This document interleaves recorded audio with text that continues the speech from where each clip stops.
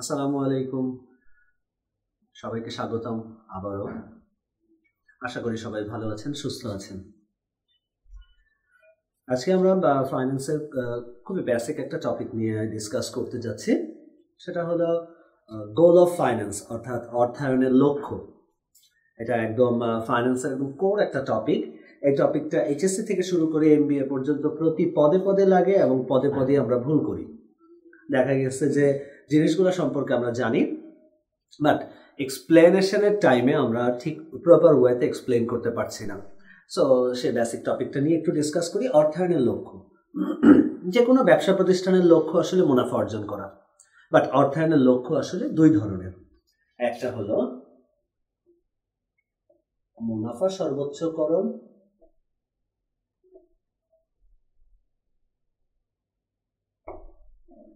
আরেকটা হলো সম্পদ সর্বাধিকরণ।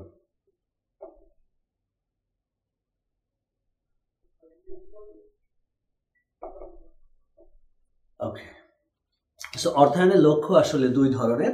একটা হলো অর্থায়নের স্বল্পমেয়াদী লক্ষ্য, আরেকটা হলো অর্থায়নের দীর্ঘমেয়াদী লক্ষ্য।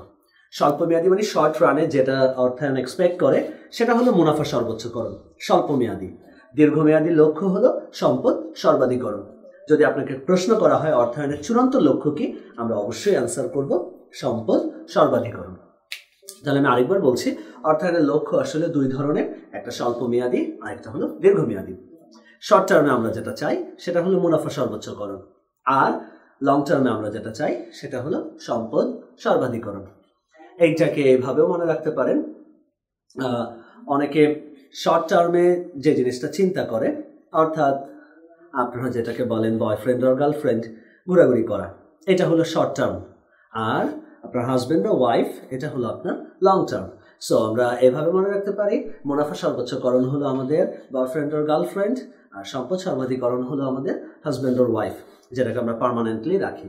সো এখন আমাদের দেখতে হবে যে একটা স্বল্পমেয়াদী একটা দীর্ঘমেয়াদী, যার মধ্যে সম্পদটাকে বলা হয়েছে দীর্ঘমেয়াদী লক্ষ্য বা চূড়ান্ত লক্ষ্য। আমাদের জানতে হবে যে সম্পদ সর্বাধিকরণটা আসলে চূড়ান্ত লক্ষ্য কেন। কেন সম্পদ সর্বাধিকরণটা মুনাফা সর্বোচ্চকরণের চেয়ে ভালো, সেটার কারণগুলো একটু দেখতে হবে। সম্পদ সর্বাধিকরণকে চূড়ান্ত লক্ষ্য বলার পেছনে তিনটা কারণ আছে। এক নাম্বার কারণ, এটা ধারণাটা স্পষ্ট। দুই নাম্বার, সম্পদ সর্বাধিকরণ অর্থের সময় মূল্যকে বিবেচনা করে। তিন নাম্বার হলো সম্পদ সর্বাধিকরণ ঝুঁকিকে বিবেচনা করে। এই তিনটা কারণে আসলে সম্পদ সর্বাধিকরণকে অর্থায়নের চূড়ান্ত লক্ষ্য বলা হয়েছে। তাহলে আমরা আরেকটু ডেপথ আলোচনা করি যে মুনাফা সর্বোচ্চকরণটা আসলে কি। মুনাফা সর্বোচ্চকরণ বলতে আসলে বোঝানো হয়েছে প্রতিষ্ঠানের মুনাফাটা বৃদ্ধি করা, অর্থাৎ প্রতিষ্ঠানের শেয়ার প্রতি আয় যদি বৃদ্ধি পায় তাহলে আমরা ধরে নিতে পারি মুনাফা সর্বোচ্চকরণ হয়েছে। এখন জানতে হবে শেয়ার প্রতি আয় কি। এটা হলো প্রতিটা প্রতিষ্ঠানের মুনাফাকে যদি আমরা টোটাল শেয়ারের সংখ্যা দিয়ে ভাগ দিই তাহলে আসে হলো প্রতি শেয়ারে আমার আয়ের পরিমাণ কতটুকু, অর্থাৎ প্রতি শেয়ারের আয়টা দিয়ে আমরা আসলে মেজার করতে পারি যে মুনাফা সর্বোচ্চকরণ হয়েছে আর হয়নি। অর্থাৎ শেয়ার প্রতি আয় বৃদ্ধি পেলে আমরা বলতে পারি মুনাফা সর্বোচ্চকরণ হয়েছে, শেয়ার প্রতি আয় হ্রাস পেলে আমরা বলি মুনাফা সর্বোচ্চকরণ হয়নি। সম্পদ সর্বাধিকরণ কি? সম্পদ সর্বাধিকরণ মানে হলো প্রতিষ্ঠানের সম্পদ বা প্রতিষ্ঠানের মূল্যটাকে বৃদ্ধি করা, অর্থাৎ ফার্মের ভ্যালুটাকে ইনক্রিজ করা, প্রতিষ্ঠানটাকে বড় করা। এটাকে আমরা কিভাবে মেজার করতে পারি? আমরা যদি বাজারের শেয়ারের কথা বলি, শেয়ারের বাজার মূল্য দ্বারাই আসলে আমরা সম্পদ সর্বাধিকরণকে জাজ করতে পারি। অথবা সম্পদ সর্বাধিকরণ আমাদের বোঝার নির্ণায়ক বা ডিটারমিনেন্টসটাই হলো আসলে ডিটারমিনেন্টটা হলো শেয়ারের বাজার মূল্য। কারণ বাজারে যদি শেয়ারের মূল্য বৃদ্ধি পেতে থাকে অর্থাৎ আমার কোম্পানির অবস্থা আগে থেকে উন্নত হচ্ছে। কারণ যে কোম্পানির অবস্থা খারাপ সেই কোম্পানির শেয়ার কিন্তু মানুষ বেশি দাম দিয়ে কখনোই কিনবে না। সো এখন থেকে আমরা একটা জিনিস মনে রাখবো, মুনাফা সর্বোচ্চকরণের নির্ণায়ক হলো শেয়ার প্রতি আয়, অর্থাৎ শেয়ার প্রতি আয় বৃদ্ধি পেলে আমরা বুঝি মুনাফা সর্বোচ্চকরণ হয়েছে। সম্পদ সর্বাধিকরণের নির্ণায়ক হলো আমাদের শেয়ারের বাজার মূল্য, শেয়ারের বাজার মূল্য বৃদ্ধি পেলে আমরা বুঝি সম্পদ সর্বাধিকরণ হয়েছে। তাহলে আমাদের এই মূল আলোচনায় যাওয়ার আগে আমরা বেসিকটাকে আরেকবার একটু ঝালাই করে নিচ্ছি। কি কি? শুরুতে হলো অর্থায়নের লক্ষ্য। কয় ধরনের? 2 ধরনের, মুনাফা সর্বোচ্চকরণ, সম্পদ সর্বাধিকরণ। মুনাফা সর্বোচ্চকরণ কোন ধরনের লক্ষ্য? স্বল্পমেয়াদী। সম্পদ সর্বাধিকরণ কোন ধরনের লক্ষ্য? দীর্ঘমেয়াদী। ওকে, যদি আমরা কোশ্চেন করি চূড়ান্ত লক্ষ্য কি, অ্যান্সার হলো সম্পদ সর্বাধিকরণ। মুনাফা সর্বোচ্চকরণের নির্ণায়ক কি? অ্যান্সার হবে শেয়ার প্রতি আয়। সম্পদ সর্বাধিকরণের নির্ণায়ক কি? অ্যান্সার হবে শেয়ারের বাজার মূল্য। এবার হলো আমাদের ডেপথ আলোচনা, সেটা হলো যে সম্পদ সর্বাধিকরণকে কেন অর্থায়নের চূড়ান্ত লক্ষ্য বলা হয়। আমরা 3টা কারণকে দাঁড় করিয়েছি। 1 নম্বর হলো স্পষ্ট, 2 নম্বর এটা অর্থের সময় মূল্যকে বিবেচনা করে, 3 নম্বর এটা ঝুঁকিকে বিবেচনা করে। স্পষ্ট কি? মুনাফার ধারণাটা একটু অস্পষ্ট। অস্পষ্ট বলতে ট্রান্সপারেন্ট না। কিরকম? যেমন আমি যদি বলি মুনাফা, এটা দ্বারা আমরা কর পূর্ব মুনাফা বুঝতে পারি, কর পরবর্তী মুনাফা বুঝতে পারি, মোট মুনাফা বুঝতে পারি, নেট মুনাফা বুঝতে পারি। এখন আমি মুনাফা শব্দ দ্বারা কি বুঝাচ্ছি এটা কিন্তু আপনি জাজ করতে পারবেন না বা আপনি গেস করতে পারবেন না। ফর এক্সাম্পল, আমার কোম্পানির দেখা গিয়েছে মোট মুনাফা হলো, কিন্তু খরচ বৃদ্ধির কারণে আমার আসলে নেট ক্ষতি হলো। এখন আমার দেখা গেছে নেট ক্ষতি হয়েছে, এটা বলতে আমার লজ্জা লাগছে, যার জন্য আমি আপনার কাছে এসে বললাম আমার মুনাফা হয়েছে। দেখুন, আমি যখন মুনাফা কথাটা বললাম আমি কিন্তু মাথায় রেখেছি আমার মোট মুনাফা। আমার মোট মুনাফা হয়েছে, যার জন্য আমি আপনাকে বললাম মুনাফা হয়েছে। আপনি আবার মনে মনে ভাবলেন হ্যাঁ মুনাফা মানে তো আসলে নেট মুনাফাকে বোঝানো হয়, ঠিক আছে, তার মানে ওনার নেট মুনাফা হয়েছে। পরবর্তীতে আপনি দেখলেন যে আমার ক্ষতি হয়েছে, আপনি আয়সা আমাকে ধরলেন, কি হবে, আপনি মিথ্যা কথা বললেন কেন? তখন আমার অ্যান্সার, হ্যাঁ আমি তো আপনাকে মিথ্যা কথা বলি নাই, আমি তো আপনাকে বলছি আমার মুনাফা হয়েছে, আমি মোট মুনাফার কথা বলছি। এই যে একটা গ্যাপ, এই গ্যাপটা ক্রিয়েট হচ্ছে ধারণাটার অস্পষ্টতার কারণে। অর্থাৎ মুনাফা শব্দটা দ্বারা আমি কি বোঝাচ্ছি এটা প্রপার ওয়েতে ডেলিভার্ড হচ্ছে না। সম্পদের ধারণাটা স্পষ্ট কিভাবে? সম্পদ তো ভাই সম্পদই, সম্পদের তো আদার কোনো নাম নাই। আমার বাসায় একটা এয়ার কন্ডিশনার আছে, একটা এসি, আমাদের টেবিল, চেয়ার, ফ্যান, আমাদের বিল্ডিং, এগুলাকে আমরা সম্পদ বলি, এগুলার কিন্তু আদার কোনো নাম নাই। অর্থাৎ আমি যখন সম্পদ কথাটা বলবো এটা দ্বারাই বোঝা যায় আমার পজিশনে যে স্বল্পমেয়াদী অথবা দীর্ঘমেয়াদী যা আছে সেগুলোই আমার সব সম্পদ। এই জন্য বলা হয় সম্পদ সর্বাধিকরণের ধারণাটা স্পষ্ট। এবার এই অর্থের সময় মূল্য এবং ঝুঁকিকে বিবেচনা করে এটা আমরা একটু এক্সাম্পলের মাধ্যমে জাজ করব। ফর এক্সাম্পল, আমরা ধরে নিলাম প্রাথমিক বিনিয়োগ। আচ্ছা, প্রাথমিক বিনিয়োগ কি জিনিস? প্রাথমিক বিনিয়োগ হলো আমরা একটা প্রকল্প শুরু করার সময় ওই প্রকল্পে আমরা যে বিনিয়োগ করছি, যে টাকাটা আমাদের খরচ হতে যাচ্ছে বা যে টাকাটা আমাদের খরচ হয়ে গিয়েছে। আমি ধরে নিলাম প্রাথমিক বিনিয়োগ 40 টাকা। আমার হাতে 2টা প্রকল্প আছে,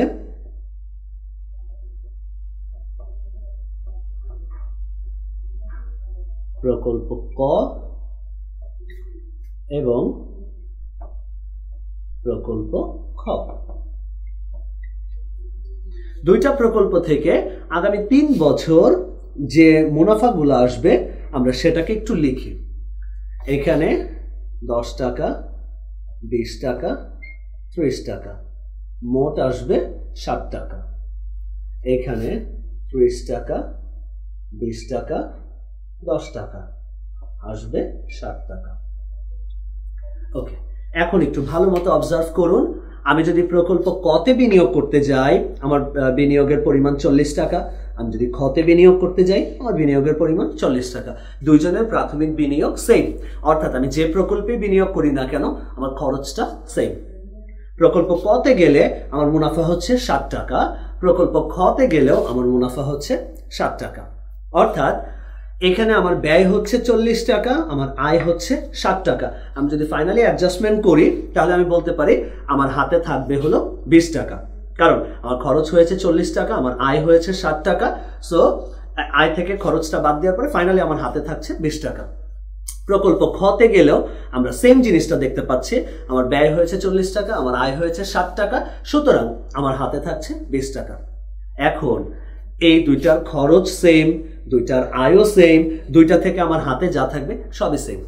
এখন আমাকে বলা হলো বা আপনাকে বলা হলো দুটার মধ্যে যে কোনো একটাকে চুজ করেন। কিভাবে চুজ করবেন? দুইজনেরই ব্যয় সমান, দুইজনেরই আয় সমান, দুইজনেরই ফাইনালি মুনাফার পরিমাণও সমান। সো এর প্রকল্পের তো কোনো চেহারা হয় না যে আপনি চেহারা দেখে বললেন এটা চেহারা সুন্দর, এটাকে আমার ভালো লাগতেছে, ওটা চেহারা সুন্দর না, এটাকে ভালো লাগছে না। সো এখানে আমি কিসের ভিত্তিতে আসলে জাজ করবো যে কোনটা ভালো কোনটা খারাপ? আচ্ছা আসেন আমি একটা একটা করে আলোচনা করি। স্বাভাবিক আমি যদি 100 মানুষকে জিজ্ঞাসা করি, 100 মানুষের মধ্যে মোর দ্যান 90 পিপল একটা কথাই বলবে, দেখতে তো প্রকল্প কটাকেই ভালো লাগতেছে। কেন ভালো লাগতেছে? আস্তে আস্তে আস্তে আস্তে প্রত্যেক বছর এটার মুনাফাটা বৃদ্ধি পাচ্ছে। তাহলে আপনার কাছে কি মনে হচ্ছে? না, এটার অনেক উন্নতি হচ্ছে দিন দিন। অর্থাৎ এই বছর 10 টাকা প্রফিট হয়েছে, পরের বছর এটা বাইরে হয়েছে 20 টাকা, তারপরের বছর আরেকটু বাইরে হয়েছে 30 টাকা। আর এখানে আপনার মনে হইতেছে অপদার্থের মতো এটা আস্তে আস্তে করে ডাউনওয়ার্ডের দিকে নামছে, ডাউনওয়ার্ড হচ্ছে মানে এটার মুনাফাটা আস্তে আস্তে করে কমছে। সো আমরা যদি ফার্স্ট টাইম তাকালে আমাদের মনে হবে প্রকল্প কটা প্রকল্প খ থেকে ভালো। কেন? প্রকল্প ক এর মুনাফা আস্তে আস্তে বৃদ্ধি পাচ্ছে, বাট প্রকল্প খ এর মুনাফাটা আস্তে আস্তে হ্রাস পাচ্ছে। আসুন এখন আমরা দেখব কার পার্সপেক্টিভে কোনটা ভালো।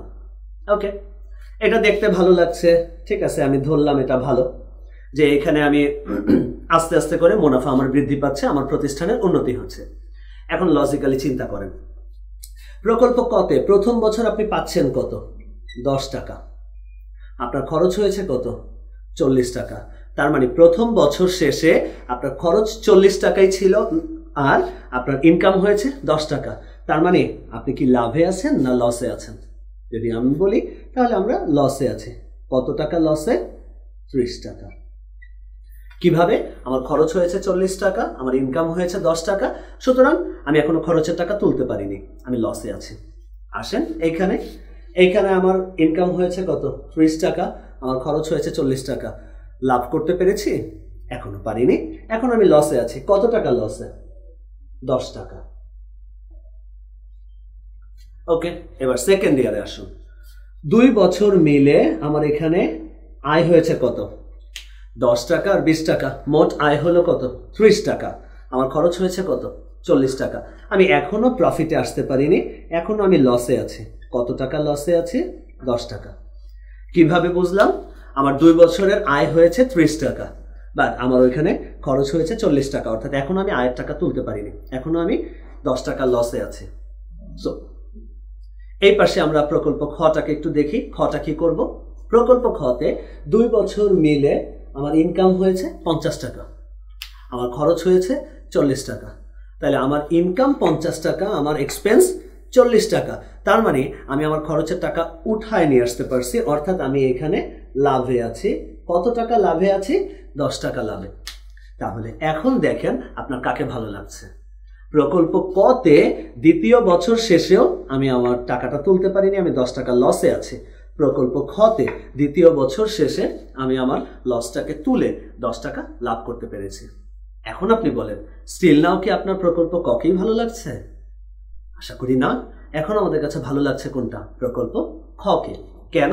কারণ প্রকল্প খতে দ্বিতীয় বছরের মধ্যে আমি আমার টাকাটা তুলে নিয়ে আসতে পারছি এবং আমি প্রফিটের চেহারা দেখতে পেরেছি। সুতরাং আমি বলতে পারি প্রকল্প খটা ভালো। কিসের কারণে আমি বললাম ভালো?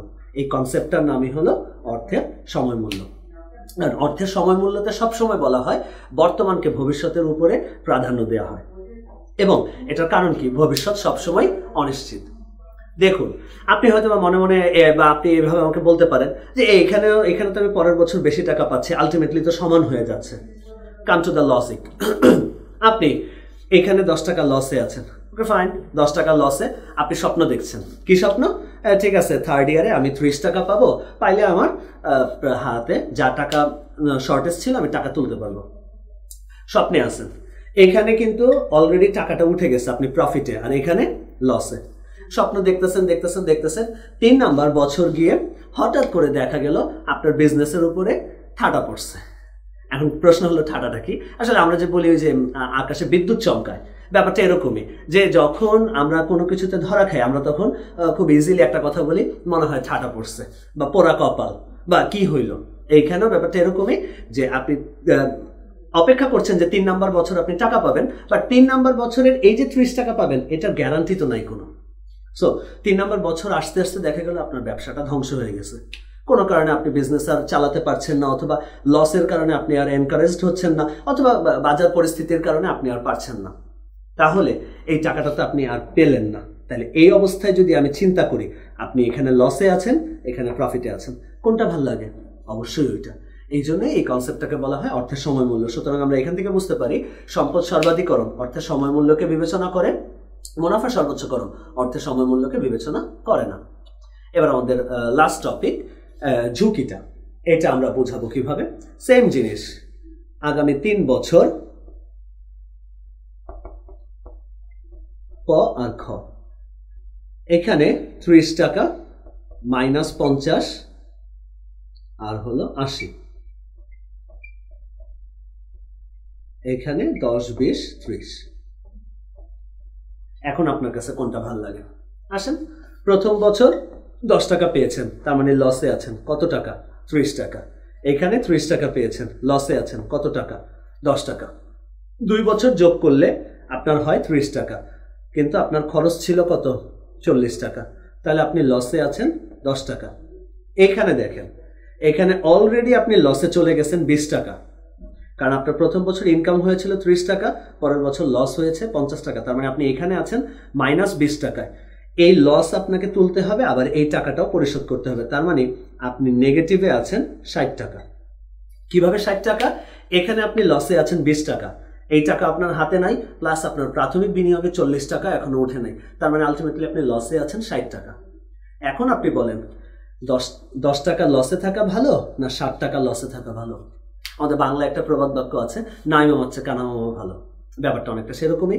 এটা হইলো আপনার নাই মামা, আর এটা হলো আপনার কানা মামা। হ্যাঁ, এখন আপনি কিভাবে চিন্তা করবেন? আপনার কথা, আমি 2 জায়গায় লসে আছি, বাট এটার লসটা তো একটু বেশি, এটার লসটা তার তুলনায় কম। তখন আপনি কি বলছেন? তখন আপনি বলছেন না, এখন আমার কাছে প্রকল্প কটা ভালো লাগতেছে। কেন? এখানে লস করতেছি, বাট আমার লসের পরিমাণটা একটু কম।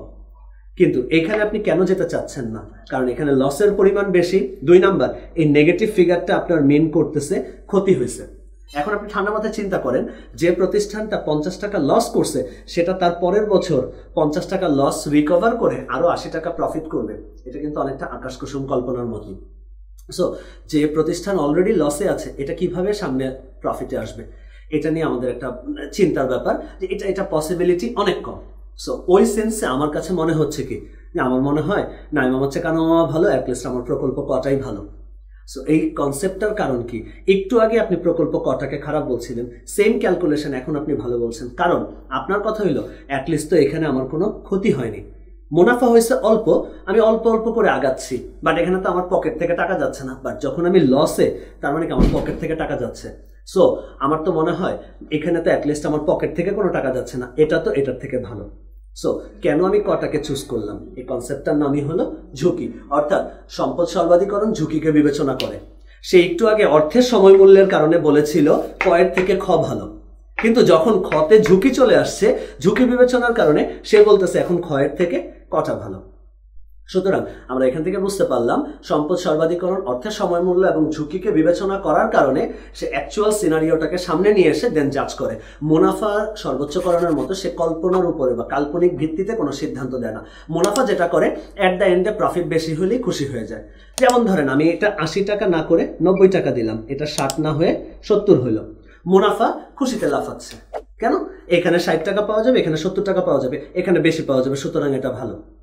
কিন্তু এটা যে ভালো, তার আগে তো এটা লসে আছে। সো এটা তো বিবেচনা করা হয়নি। এই জন্য আমরা সেটার আলোকে বলতে পারি মুনাফা বেশি হইলেই যে প্রতিষ্ঠান ভালো দিকে যাবে তার কোনো গ্যারান্টি নাই। আমাকে আগে দেখতে হবে আমি আমার বিনিয়োগের টাকা কত তাড়াতাড়ি তুলে আনতে পারছি। এটা হলো অর্থের সময় মূল্যের কনসেপ্ট। আরেকটা আমার মাথায় রাখতে হবে, ঝুঁকি না নিয়ে বা ঝুঁকি যত কম নিয়ে আমি আমার টাকাটা তুলে নিয়ে আসতে পারছি, সেটাকে বিবেচনা করব। সুতরাং এই কারণেই বলা হয় মুনাফা সর্বোচ্চকরণ নয়, সম্পদ সর্বাধিকরণ হলো প্রতিষ্ঠানের চূড়ান্ত লক্ষ্য। সবাই ভালো থাকবেন, সুস্থ থাকবেন। পরবর্তী লেকচারে আমরা আরো ডিটেল আরো কিছু টপিক নিয়ে আলোচনা করব। আসসালামু আলাইকুম।